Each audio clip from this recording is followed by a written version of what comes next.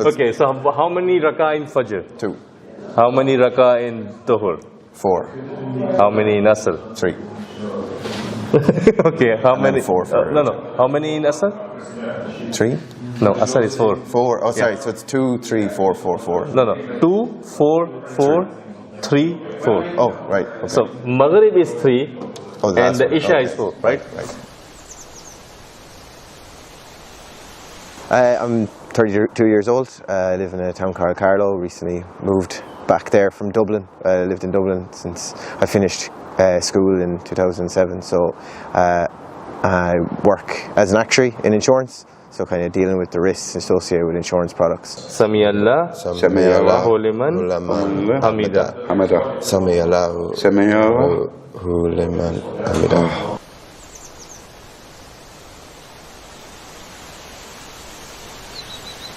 Okay, so well, my Islamic journey really started. I used to work with a girl from Pakistan, and we kind of didn't work together. We stopped working with each other about 3 or 4 months after we only worked together for about 3 or 4 months. Sorry, and then we kind of kept in contact kind of lightly over the years, and eventually got to know each other a little bit better. And so I got kind of chatting to her, and she kind of introduced me to Islam, because obviously it's a very important thing to her.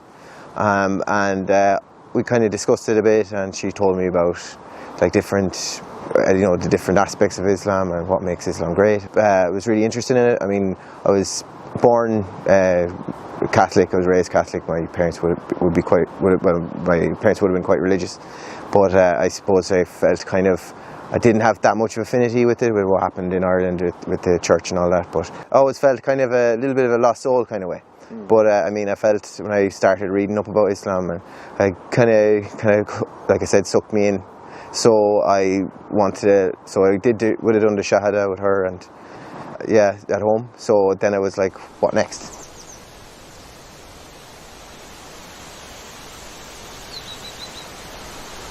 I mean, like I found that it's kind of, with lockdown, there is, you do your work, you stay in your home, your apartment, you work in your apartment, you finish up, you're going to stay in your apartment, maybe go for a run or a walk or something like that. So you have a lot of free time to yourself with no commute and that kind of thing. So I mean, with the free time comes a lot of time to yourself, and a lot of time to look inwards and think about your own purpose in life, because there's other distractions in life that weren't available at the time. So I'm glad that I had that time. So I kind of thought about it in my head, and it just made sense, to be honest, reading up about it, and just about how, I mean, I'm a big believer in equality, and I think that in a lot of senses the world is kind of, since especially in the last few years, the rich have gotten richer, the poor have gotten poorer, and I think in our country we've forgotten about that. And I mean, in Islam with zakat, that kind of thing, I really like that idea, that kind of spread the wealth of it, so that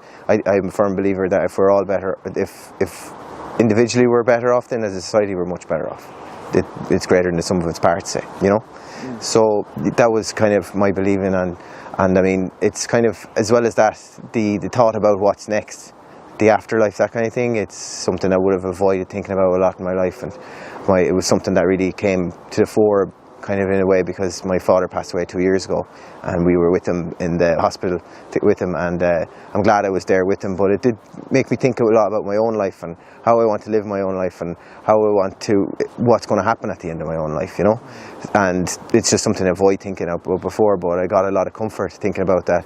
If I am a good person, if I love Allah and I treat Allah the way He wants me to treat Him, I can get there, and I can get there into paradise eventually, inshallah. This blueprint, well, Islam is a way of life, and it is the number one thing in your life. I mean, with other things, my experience of Christianity, it isn't pushed as your number one thing in life.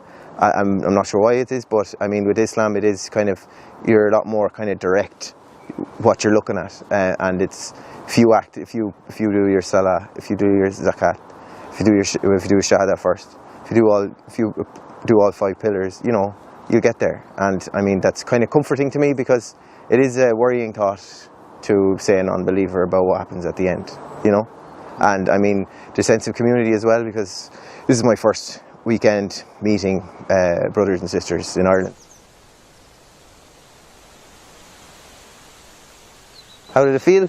I mean, I was looking forward to it. At the same time, I was kind of worried that was I good enough Muslim to meet these people. I felt kind of like, oh, have I done enough to deserve this? But I mean, that was very unfounded. I felt like there was no judgment. There was like, I was guided the whole way through. Like Munzir, one of the guys I was praying beside, he looked at me. He says, like, look, and I was trying to do my 33. 30 Subhanallah, Alhamdulillah, and Allahu Akbar, and he saw me trying to fiddle around, but he told me the trick about, you know, counting on your fingers that way, okay. Which, you know, that kind of thing. And then we had the prayer workshop, so Ali taught me like the proper kind of way to, you know, recite the prayers and how to do the different prostrate yourself and all that kind of thing. So stand up. So you show how the ruku works, how the ruku is done, inshallah.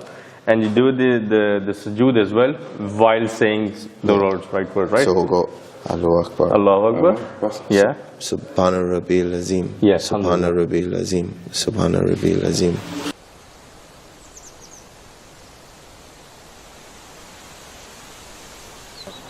Well, like I mean, what I'm finding tricky is that, I mean, it is like I'm not an Arab. I don't have any word of Arabic, but I mean I'm finding it easy to pick things up anyway, so that's not too bad. I'm looking forward to being able to kind of have it like that, so I'm not even thinking about it. It just comes out, and so I can really kind of think about Allah instead of focusing on getting the words right. I can actually focus on actually my thoughts, and you know how it just comes out like a machine out of my mouth. You know what I mean?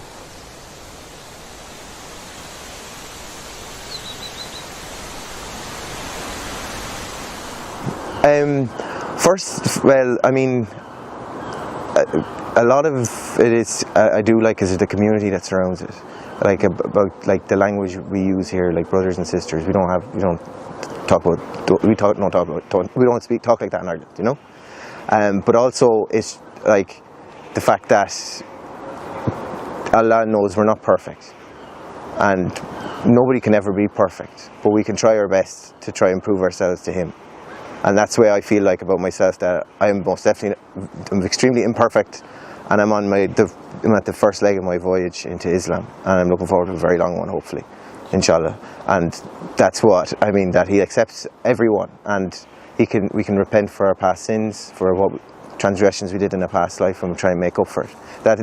I feel like I am a bit jealous of people who were born Muslim and they got to grow up in that. But at the same time, I'm glad that I found Islam, and I'm glad that it did happen, because there's so many people who it hasn't happened for, say, yet. It might happen in the future. I'd love, like, I still have my friends at home, and I wish one day they'll get to go on that journey. But I mean, it is that, like, it feels like it's never too late to join.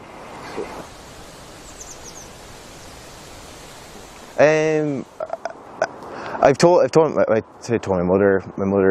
sister, my mother told me she loved me no matter what, you know. As long as I'm happy, she's happy.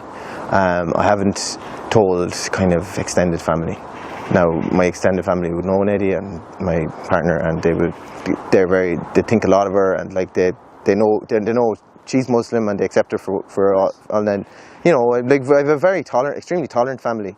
But I am a little bit, because it is hard for them to understand if I were to kind of reveal myself. I'm sure I'd have to, but I need to kind of think about that too myself, you know. It is the very beginning. But I can't imagine, I'm not going to, I know there's guys here that were kind of shut out by their friends and family when they revealed to them, but I couldn't see that happen with myself. I do have a very tolerant group of friends. I don't mix with kind of people who think like that anyway. I've always been a very tolerant person. Anyone who says anything kind of offensive or that wouldn't be friends with me anyway. So I don't think that would be an issue for me.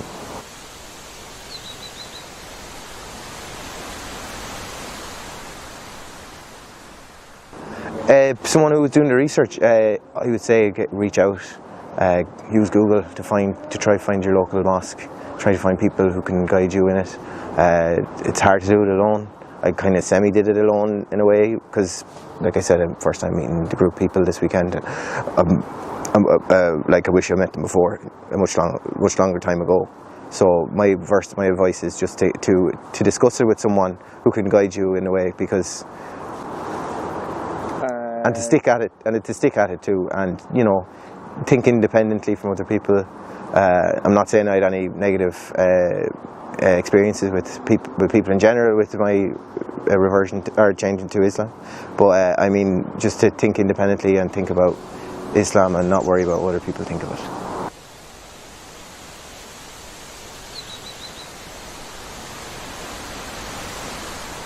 Biggest takeaway from the retreat? I